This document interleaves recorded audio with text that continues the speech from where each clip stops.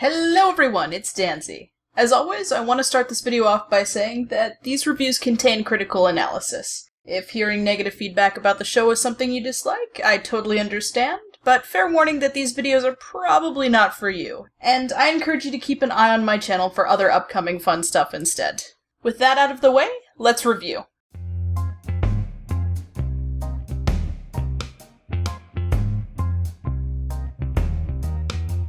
I'm sure Ellie Kendrick's performance is going to get overshadowed by Benjen's return, but she was the one who sold these scenes in my opinion. The Reeds have always been the most loyal friends the Stark have, but you really feel it here. In a world of backstabbing, it's great to see such a devoted relationship. But anyways, let's talk about Cold Hands. A lot of people didn't like that Cold Hands and Benjen were merged together because George R. R. Martin recently confirmed that they aren't the same character. But honestly, I didn't mind this. It's a change that might not end up being true to the books, but it works, and it's certainly less jarring than, say, merging Gendry and Edric Storm's roles into one.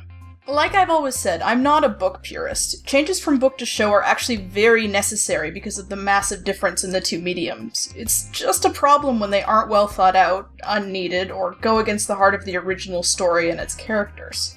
The show creators have made many mistakes in adapting the original material, but I strongly disagree that this is one of them. And these were good scenes, too. The only thing I didn't like was that Bran really needed to react more to seeing his uncle, and, actually ask Mira what the hell happened back at the cave.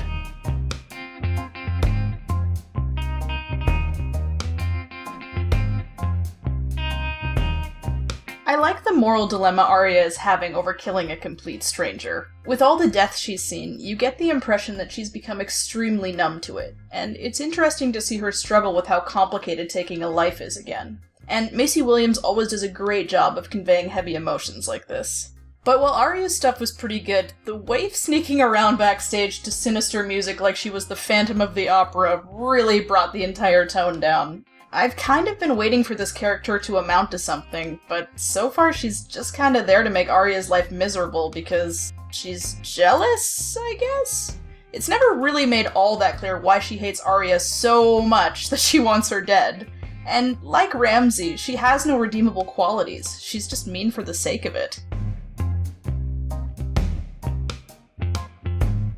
I am really glad that this show finally got back to the Riverlands, but why did the BLACKFISH retaking Riverrun happen off-screen? Watching a grizzled war veteran take back a castle by swimming under portcullises and pulling up its defensive levies would have been the coolest thing ever! The scene they gave us was fine, but its entire purpose was just to exposit something way more interesting that happened elsewhere. It's a case of show don't tell. I'm sure they'll defend this choice by saying that there wasn't enough time for it, but not sure that argument holds water in a season that allowed space for Tyrion to just sit around doing nothing.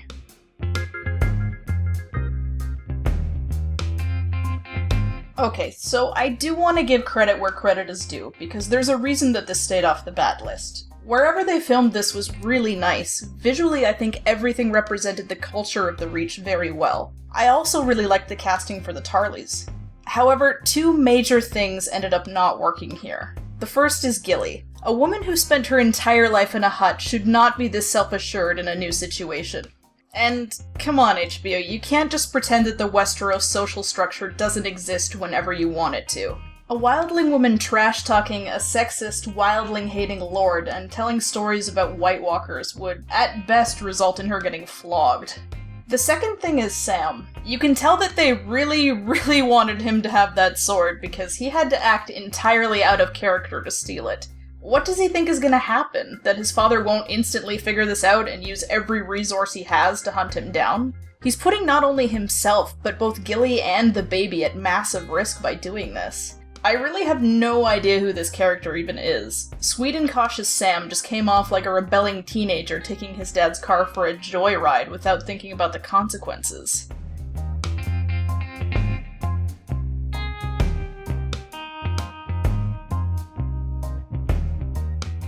Man, I loved those Tyrell shields. In fact, boy do I wish I had a sweet shield with a major house's sigil on it. But anyways, guys, I figured out why the Tyrells didn't just storm the Sept the moment the heirs to Highgarden were taken into captivity last season. It was because they had to wait for Mace's new armor to be made. God, it all makes sense now. Here I thought that just about every single scene in King's Landing since their arrest was totally pointless. Man, I feel stupid. Honestly, this scene had enough going on for it to be just fine, but it should have been in the opening episode of the season. For how long we needlessly waited for something to happen, the payoff just wasn't enough. And Jaime getting thrown out of the Kingsguard was so transparent. Tommen may as well have just said, well, I'm dismissing you because you're needed in another plotline. This felt like a really weak reason to get him to leave. Why not have him find out about Lancel and take off on Cersei? In fact, has anyone else noticed that Cersei and Jaime's personalities have kind of been switched lately? Cersei is acting totally calm and rational about all this, while Jaime is frothing at the mouth for revenge. And then of course they make out, because fans of Jaime and Cersei in the books aren't allowed to have nice things.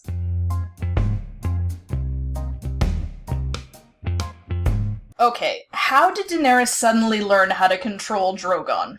No, really, what exactly did she do between now and the last time she rode him and got her ass dumped in the Dothraki Sea to suddenly become an adept dragon rider? You can't just throw CGI in a speech at us and expect everyone to call it epic without considering really basic things like this.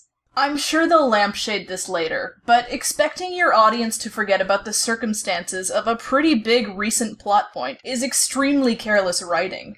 I feel like it isn't actually possible to dissect this scene, because they didn't even abide by their own story here. They wanted a Daenerys-looking badass moment so badly that they didn't care that it was both creatively redundant and made no sense.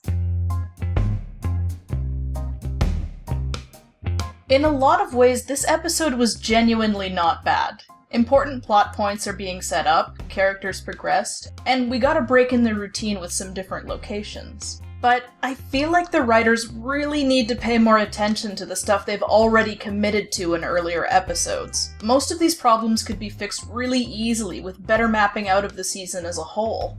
But that's it for this week, guys. Be sure to like and subscribe if you enjoyed the video, and leave a comment with your thoughts on the episode. Thanks for watching, and I'll see you guys very soon. Take care.